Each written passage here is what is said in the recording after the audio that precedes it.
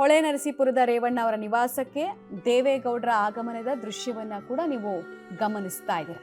ಪತ್ನಿ ವಿಯೋಗದ ಒಡಲಾಳದ ಸಂಕಟದಲ್ಲಿರುವಂತಹ ದೇವೇಗೌಡರು ಪತಿಯಾಗಿ ಕೆಲ ಗೌರವಗಳನ್ನು ಕೊಡೋದು ಬಾಕಿ ಇದೆ. ಮುತ್ತೈದೆ ಸ್ನಾನ, ಶೃಂಗಾರ ಮತ್ತು ಪಾದಕ್ಕೆ ಹೂವು ಎಲ್ಲ ಅರ್ಪಿಸೋದಕ್ಕೆ ಇವರು ಇರಬೇಕಾಗತ್ತೆ. ಸೊ ಆ ಪ್ರಕ್ರಿಯೆಗಳು ಕುಟುಂಬಸ್ಥರಿಂದ ಆಗುವಂತಹ ಕೊನೆಯ ಪ್ರಕ್ರಿಯೆಗಳಲ್ಲಿ ಪಾಲ್ಗೊಳ್ಳುವುದಕ್ಕೆ ಬಂದಿದ್ದಾರೆ. ಬದುಕಿನ ಸಂಧ್ಯಾಕಾಲದಲ್ಲಿ ಪತ್ನಿ ಆಗಲಿಕ್ಕೆ ನೋವು ಕಾಡ್ತಾ ಇದೆ. ಪುತ್ರನ ಜೊತೆಗೆ ಮಾತಾಡ್ತಾ ಇರುವಂತಹ ಸಂದರ್ಭ.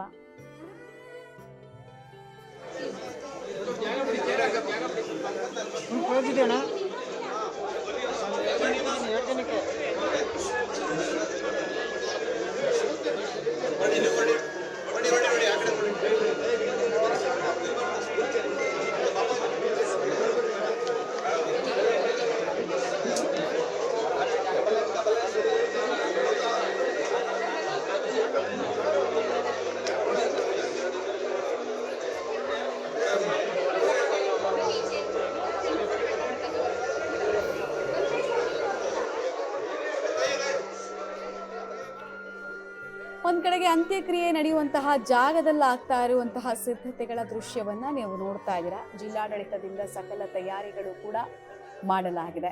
ಗಣ್ಯರು ಬರ್ತಾರೆ, ಓಕೆ, ಡೀಟೇಲ್ಸ್ ಕೊಡ್ತಾರೆ. ಶಶಿಧರ್ ನೇರ ಸಂಪರ್ಕದಲ್ಲಿ ಜಾಯ್ನ್ ಆಗ್ತಾ ಇದ್ದಾರೆ. ಶಶಿಧರ್, ಅಂತ್ಯಕ್ರಿಯೆ ನಡೆಯುವಂತಹ ಜಾಗದಲ್ಲಿ ಆಗ್ತಾ ಇರುವಂತಹ ಸಿದ್ಧತೆಗಳು, ಮುಂಜಾಗ್ರತಾ ಕ್ರಮಗಳು ಮತ್ತು ಎಷ್ಟು ಜನರಿಗೆ ಆಸನದ ವ್ಯವಸ್ಥೆಯನ್ನ ಮಾಡಲಾಗಿದೆ, ಯಾರ್ಯಾರು ಇವತ್ತು ಅಲ್ಲಿಗೆ ಬರ್ತಾರೆ ಅಂತ ನಾವು ನೇರವಾಗಿ ದೃಶ್ಯಾವಳಿಗಳನ್ನು ನೋಡ್ಬಿಡೋಣ. ಕರೆಕ್ಟಾಗಿ 9:30ಕ್ಕೆ ಏನು ಆ ಅರ್ಚಕರು ಹಾಗೂ ವಾಸ್ತು ಪ್ರಕಾರ ವಾಸ್ತುತಜ್ಞರು ಏನು ಹೇಳಿದರೆ ಅದರಂತೆ ಸಮಾಧಿ ಏನು ಮಾಡ್ತಾರೆ ಆ ಜಾಗವನ್ನು ಅಗೆಯುವಂತಹ ಕಾರ್ಯ ಆರಂಭ ಆಗ್ತದೆ. ಈಗಾಗಲೇ ಗೋಮೂತ್ರವನ್ನು ಸಿಂಪಡಣೆ ಮಾಡಲಾಗಿದೆ. ಹರದನಹಳ್ಳಿ ಗ್ರಾಮದ 8 ಮಂದಿ ಈಗ ಆ ಸಮಾಧಿನ ಅಗೆಯುವಂಥ ಜಾಗ ಏನಿದೆ ಆ ಜಾಗಕ್ಕೆ ಬಂದಿದ್ದಾರೆ. ಆ ಜಾಗದಲ್ಲೇ ಚೆನ್ನಮ್ಮರವರ ಅಂತ್ಯಕ್ರಿಯೆಯನ್ನು ನೆರವೇರಿಸಲಾಗುತ್ತೆ. ಆ ಅಂತ್ಯಕ್ರಿಯೆ ನೆರವೇರಿಸೋಕ್ಕಿಂತ ಮುಂಚೆ ಏನು ವಿಧಿವಿಧಾನದಂತೆ ಗೋಮೂತ್ರವನ್ನು ಸಿಂಪಡಣೆ ಮಾಡಿ ಈಗ ಅದನ್ನು ಅಗಿಲಿಕ್ಕೆ ಆರಂಭ ಮಾಡ್ತಾರೆ.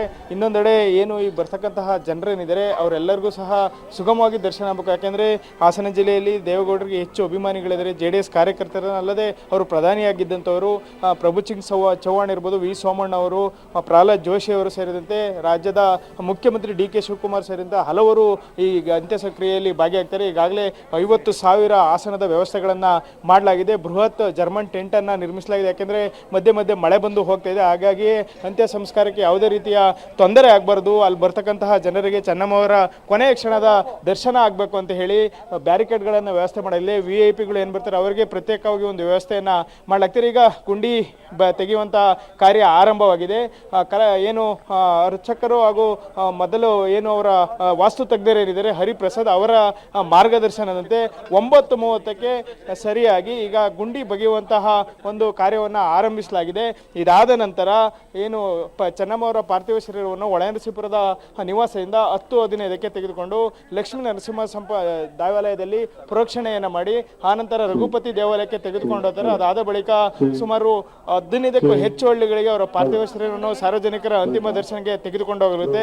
ಮಧ್ಯಾಹ್ನ 12 ಗಂಟೆಗೆ ಈ ಸ್ಥಳಕ್ಕೆ ತರಲಾಗ್ತದೆ. ಈ ಸ್ಥಳಕ್ಕೆ ತಂದ ನಂತರ ಇಲ್ಲಿ ಸಾರ್ವಜನಿಕ ದರ್ಶನಕ್ಕೆ ಇಡಲಾಗ್ತದೆ. ಮಾಜಿ ಪ್ರಧಾನಿ H ಡಿ ದೇವೇಗೌಡರು ಈಗಷ್ಟೇ ಹೊಳೆನರಸೀಪುರದ ನಿವಾಸಕ್ಕೆ ಪತ್ನಿಯನ್ನ ಪಾರ್ಥಿವ ಶರೀರದ ಬಳಿಗೆ ನೋಡಲು ತೆರಳಿದ್ದಾರೆ. ಇನ್ನು H ಡಿ ಕುಮಾರಸ್ವಾಮಿಯವರು ಸಹ ಇಲ್ಲೇ ಇದ್ದಾರೆ. ಮಾಜಿ ಸಚಿವ H ಡಿ ರೇವಣ್ಣ ಅವರು ಸಹ ಬೆಳಗ್ಗೆ ಬಂದು ಇಲ್ಲಿ ಅಂತಿಮ ವಿಧಾನಗಳನ್ನ ಏನ್ ನಡೀತದೆ ಆ ಸ್ಥಳವನ್ನು ಪರಿಶೀಲನೆ ನಡೆಸಿ ಮತ್ತೆ ತಾಯಿಯನ್ನ ನಡೆದು ಕಣ್ಣೀರನ್ನ ಹಾಕಿದ್ರು. ಈಗ ಗುಂಡಿ ಬಗೆಯುವಂತ ಒಂದು ಕಾರ್ಯ ಆರಂಭವಾಗಿದೆ.